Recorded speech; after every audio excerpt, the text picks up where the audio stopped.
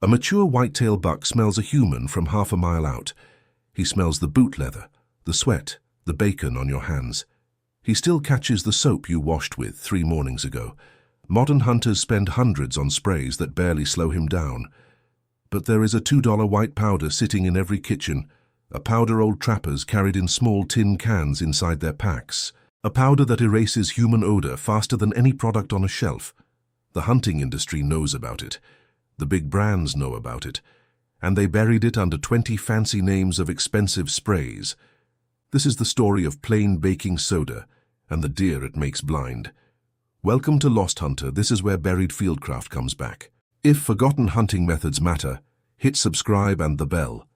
This is where we dig up what the modern hunting world tried to bury.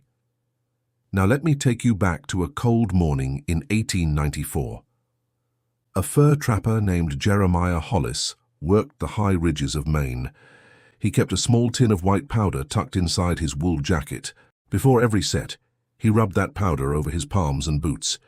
He dusted the inside of his collar where his sweat collected most. He even tapped a small pinch into the seams of his leather gloves. His traps caught more red fox than any other line in the county. Other trappers thought he was carrying some kind of secret charm, but it was nothing more than common sodium bicarbonate from town. Trappers from Vermont to the Appalachian foothills used the same. Old whitetail hunters in Pennsylvania carried it through the war.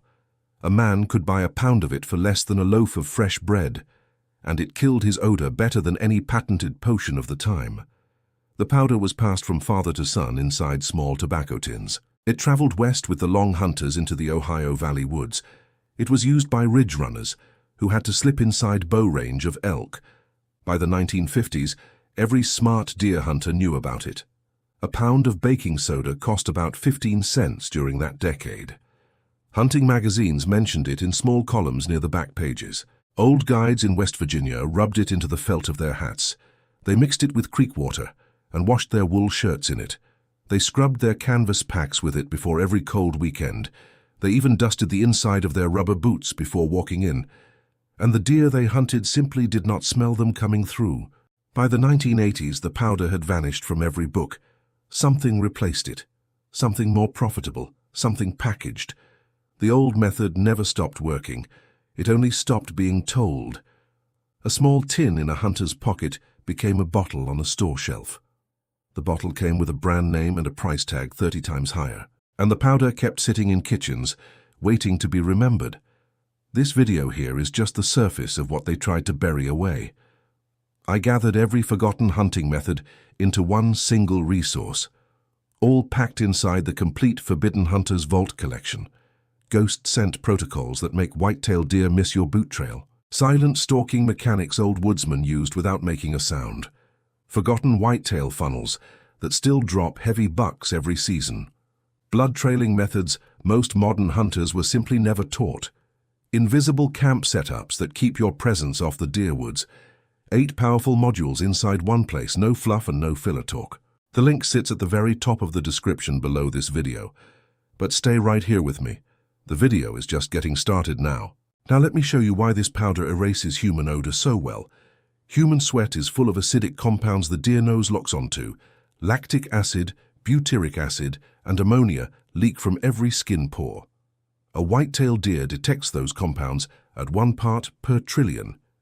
That is 1 drop of sweat inside an entire backyard swimming pool. Their nose has nearly 300 million olfactory receptors. A bloodhound has only about 220 million ones. A human nose has only about 5 million. We are far outclassed. Here is the part the gear industry never wants you to understand. Sodium bicarbonate is what chemists call a strong buffering agent. It neutralizes acidic odor molecules through a simple reaction. The acid touches the powder, the bond breaks, the smell is gone. A study by the American Chemical Society confirmed this back then. Baking soda removed up to 97% of acidic body odor. The same study showed it outperformed 3 popular store sprays. A field test by Penn State found similar results in real woods. Hunters using plain baking soda were detected by deer far less. Compare that to a $40 scent killer spray on the shelf. Compare that to a $300 carbon hunting suit too. A $2 box of powder simply does the job better than both. If you made it this far, you already know more than most hunters.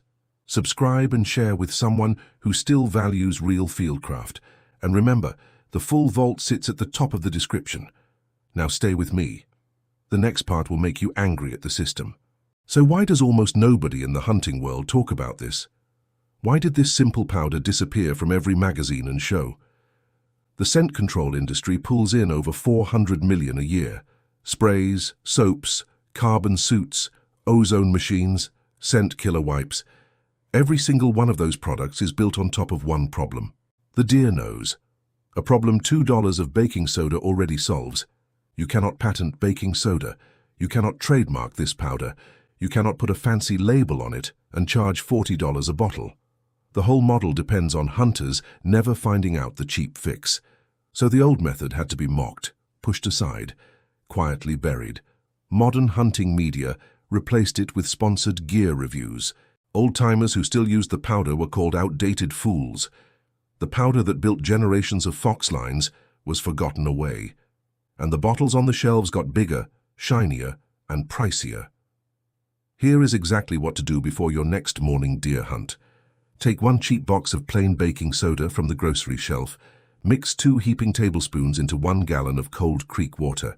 Soak your wool base layers and outer hunting jacket in the mix. Let them sit overnight. Hang them outside to dry in the cold air. On hunt morning, rub a handful of dry powder over your bare hands.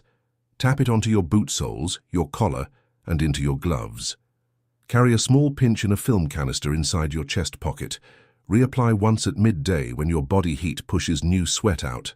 That is the entire system. No fancy bottle, no subscription fees. Compare it to a hunter dropping $200 on a carbon suit. That hunter still gets winded by mature bucks at 100 yards. The man with the powder slips inside 40 yards and walks back full. This knowledge did not die. It only waited to be told once again. It waited inside small kitchens and old hunting cabins for decades. If this video opened your eyes, subscribe and share it with a friend. Every share keeps one more buried piece of real fieldcraft alive. The link to the full vault sits at the top of the description below. The next vault opens soon, and what is buried inside is even heavier.